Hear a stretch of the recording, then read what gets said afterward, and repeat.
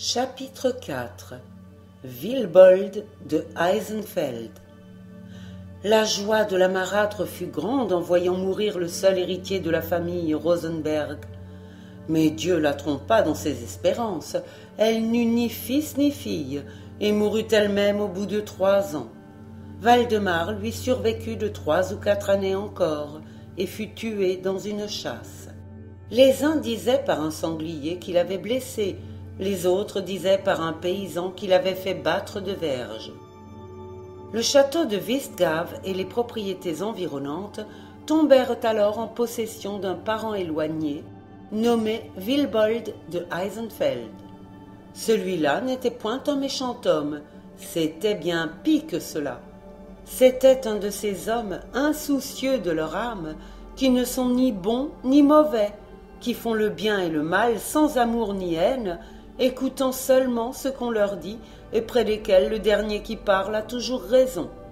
Brave du reste, et estimant la bravoure, mais se laissant facilement prendre aux apparences du courage, comme il se laissait prendre aux apparences de l'esprit et de la vertu. Le baron Wilbold vint donc habiter le château du comte Osmond et de la comtesse Berthe, amenant avec lui une charmante petite fille au berceau, qu'on appelait Hilda. Le premier soin du régisseur actuel fut de mettre son nouveau seigneur au courant des revenus et des charges attachés à la propriété. Au nombre des charges était la bouillie au miel, dont l'usage avait tant bien que mal subsisté jusque-là.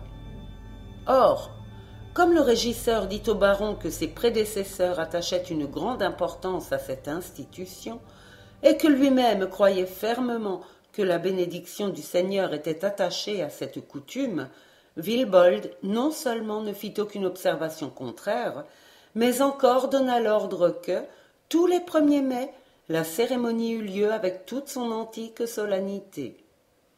Plusieurs années s'écoulèrent, et le baron donnait chaque année une si copieuse et si bonne bouillie que les paysans, en faveur de cette obéissance au commandement de la comtesse Berthe, lui passaient tous ses autres défauts, et ces autres défauts étaient nombreux. Il y a plus, quelques autres seigneurs, soit par bonté, soit par calcul, adoptèrent l'usage du château de Wistgave et fondèrent aussi, pour l'anniversaire de leur fête ou pour celui de leur naissance, des bouillies plus ou moins sucrées. Mais au nombre de ces seigneurs, il en était un que non seulement le bon exemple ne gagna point, mais encore qui empêchait les autres de le donner ou de le suivre. Cet homme, qui était un des amis les plus intimes du baron, un de ses convives les plus assidus, un de ses conseillers les plus influents, se nommait le chevalier Hans de Warburg.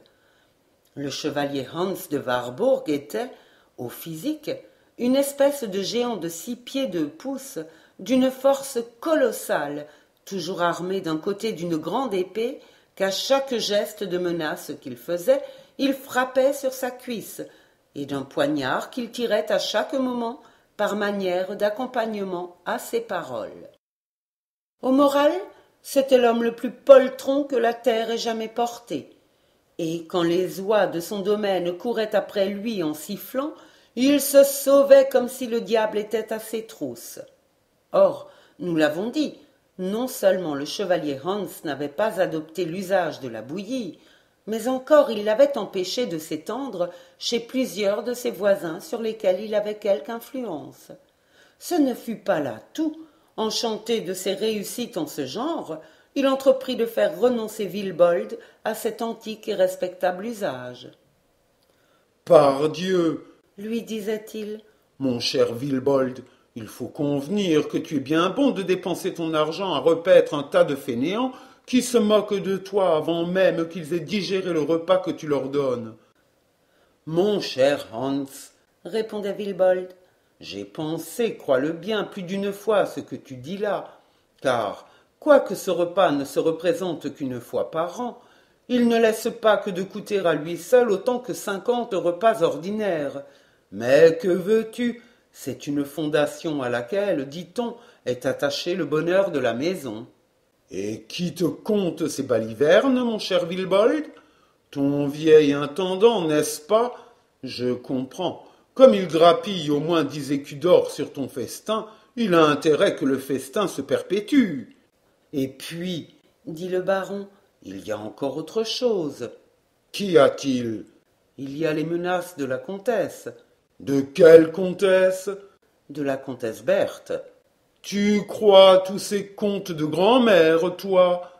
Ma foi, ils sont avérés, et il y a dans les archives certains parchemins. Alors tu as peur d'une vieille femme? Mon cher chevalier, dit le baron, je n'ai peur d'aucune créature vivante, ni de toi ni d'aucun autre, mais j'avoue que j'ai grand-peur de ces êtres qui ne sont ni chair ni os, et qui se donnent la peine de quitter l'autre monde tout exprès pour nous visiter. Hans éclata de rire. Alors, à ma place, dit le baron, tu ne craindrais rien? Je ne crains ni Dieu ni diable, reprit Hans en se redressant de toute sa hauteur. Eh bien, soit, dit le baron, au prochain anniversaire, et ce ne sera pas long, car le 1er mai arrive dans 15 jours, je ferai un essai.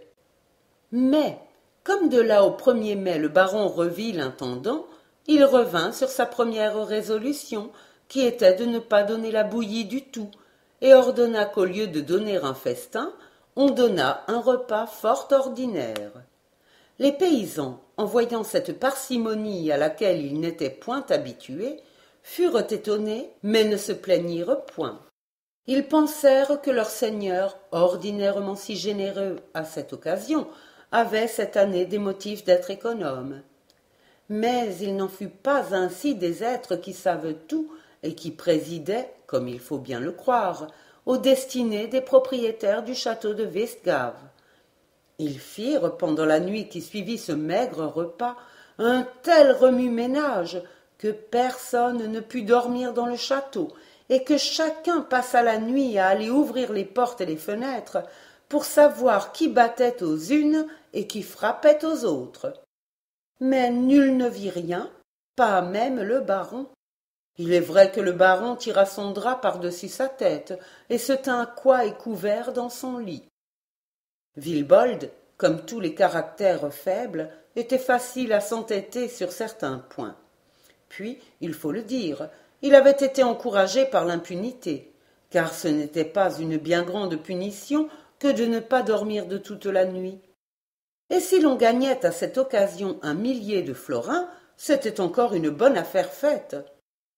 Ainsi donc, encouragé par les exhortations de Hans, et ne voulant pas avoir l'air de détruire une si religieuse coutume tout d'un seul coup, le 1er mai suivant, il convoqua les paysans comme d'habitude. Mais cette fois, se tenant au terme du contrat qui fondait une bouillie et qui ne disait pas un mot du dîner qui le précédait, il fit servir une pure et simple bouillie, sans aucun accompagnement de viande ni vin, et encore, ceux qui avaient le palais exercé crurent-ils remarquer qu'elle était moins sucrée que l'année dernière. Non seulement le baron Wilbold avait supprimé tous les accessoires du festin, mais encore il avait économisé sur le miel. Aussi, cette fois, les visiteurs nocturnes se fâchèrent-ils tout de bon. Pendant la nuit qui suivit, on entendit un vacarme épouvantable dans toute la maison et, le lendemain, on trouva les carreaux, les lustres et la porcelaine cassés. L'intendant fit le relevé du dommage causé par cet accident, et il se trouva qu'il montait juste à la somme que, dans les temps ordinaires, les châtelains de Westgave dépensaient pour le repas du 1er mai. L'intendant comprit l'allusion et ne manqua pas de mettre sous les yeux de Wilbold son compte établi avec une balance égale. Mais cette fois, Wilbold s'était fâché tout de bon. D'ailleurs, quoiqu'il eût entendu l'affreux sabbat qui, pendant toute une nuit, avait mis le château sans dessus-dessous, il n'avait encore vu personne. Il espérait donc que la comtesse, qui n'avait pas reparu depuis la nuit où elle était revenue bercer le petit Hermann, était maintenant morte depuis trop longtemps pour sortir de son tombeau, et puisqu'il fallait, au bout du compte, qu'il lui en coûtât chaque année une somme fixe, Il aimait autant que ce fût à renouveler son mobilier qu'à donner à manger à ses paysans. L'année suivante, il se résolut donc à ne rien donner du tout, pas même la bouillie. Seulement, comme il comprenait que cette infraction totale aux anciennes coutumes mettrait la comtesse Berthe dans une colère proportionnée à l'offense, il se décida à quitter le château le 28 avril et à n'y revenir que le 5 mai. Mais à cette résolution funeste, il trouva une douce opposition. 15 ans s'étaient écoulés depuis que le baron Wilbold de Eisenfeld avait pris possession du château, et, pendant ces 15 ans, cette jolie petite enfant que nous y avons vue entrer dans son berceau avait grandi et avait embelli. C'était donc maintenant une charmante jeune fille, douce, pieuse et compatissante, qui, toujours renfermée dans sa chambre, avait pris à ses habitudes solitaires une douce et continuelle mélancolie qui allait admirablement à l'air de son visage et qui s'harmonisait à merveille avec son doux nom de Hilda. Or, quand Hilda apprit que son père était décidé à supprimer cette année la bouillie au miel, elle lui fit, toujours contenue cependant dans les bornes du respect filial, toutes les observations possibles. Mais ni sa douce voix, ni ses doux regards ne purent rien sur le cœur du baron qu'avaient endurci les mauvais conseils de son ami Hans. Au jour fixé par lui, il quitta donc le château, déclarant à son intendant que cette sotte coutume de la bouillie au miel durait depuis d'assez longues années, et qu'à partir du 1er mai suivant, il était décidé à abolir cette coutume, non seulement onéreuse pour lui, mais encore d'un mauvais exemple pour les autres. Alors Hilda, voyant qu'elle ne pouvait faire revenir son père à de meilleurs sentiments, réunit toutes ses petites épargnes et, comme elle montait justement à la somme qu'aurait dû dépenser le baron, elle prit à pied le chemin des villages qui dépendaient de la baronnie, disant tout haut que son père, forcé de s'absenter, n'avait pu donner cette année la bouillie au miel, mais l'avait chargé de distribuer la somme que coûtait annuellement le repas aux pauvres, aux malades et aux vieillards. Les paysans la crurent ou firent semblant de la croire, et, comme le dernier repas ne leur avait pas laissé de bien agréables souvenirs, ils furent enchantés de voir se changer un maigre festin en une grande aumône, et bénirent la main par laquelle il plaisait au baron Wilbold d'étendre ses bienfaits sur eux. Il n'y avait que les esprits du château qu'on ne pouvait pas tromper, et qui ne se laissaient aucunement prendre au pieux mensonge de la belle Hilda. Le 4 mai, Wilbold revint au château. Son premier soin fut de demander s'il s'était passé quelque chose en son absence. Mais, comme il apprit que tout avait été tranquille, que ses vassaux ne s'étaient pas plaints, que les esprits n'avaient point fait tapage, il demeura convaincu que sa persistance les avait lassés et qu'il en était débarrassé à jamais.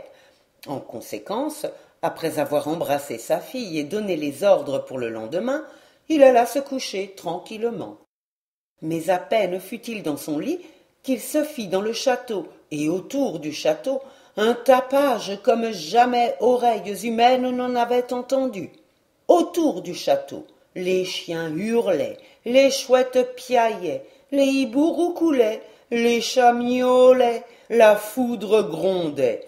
Au-dedans du château, on traînait des chaînes, on renversait des meubles, on roulait des pierres. C'était un bruit, un vacarme, un remue-ménage, à croire que toutes les sorcières de la contrée, convoquées par le grand diable d'enfer, avaient changé le lieu ordinaire de leurs séances et, au lieu de se réunir comme d'habitude au Brocken, se tenaient dans le manoir de Westgave. À minuit, tout bruit cessa, et le silence le plus profond se répandit si bien que chacun put entendre sonner les 12 heures les unes après les autres. À la dernière, Wilbold, un peu rassuré, sortit la tête de dessous sa couverture et se hasarda à regarder autour de lui. Tout à coup, ses cheveux se hérissèrent sur son front, une sueur glacée coula sur son visage, une main de feu sortait de la muraille en face de son lit, et du bout du doigt, comme une plume, traçait sur les sombres parois de la chambre les paroles suivantes. Pour obéir aux vœux de la comtesse Berthe, Dieu, baron de Villebold, te donnera 7 jours, ou sinon tu verras, artisan de ta perte, le manoir de Vistgav t'échapper pour toujours. Puis la main disparut. Puis, l'une après l'autre, dans l'ordre où elle avait été tracée, chaque lettre s'effaça. Puis enfin, la dernière lettre éteinte, la chambre qui un instant avait été éclairée par ce quatrain de flamme, retomba dans la plus profonde obscurité. Le lendemain, tous les serviteurs du baron, depuis le premier jusqu'au dernier, vinrent lui demander leur congé, lui déclarant qu'il ne voulait plus rester dans le château. Le comte, qui au fond du cœur avait aussi bonne envie qu'eux de le quitter, leur déclara que, ne voulant pas se séparer de si bons serviteurs, il était décidé à aller habiter un autre domaine et à abandonner le manoir de Vistgav aux esprits qui paraissaient vouloir en réclamer la possession. Le même jour, malgré les pleurs de Hilda, on quitta donc le vieux donjon pour aller habiter le château de Eisenfeld, qui venait au baron de la succession paternelle et qui était situé à une demi-journée de celui de Vistgav.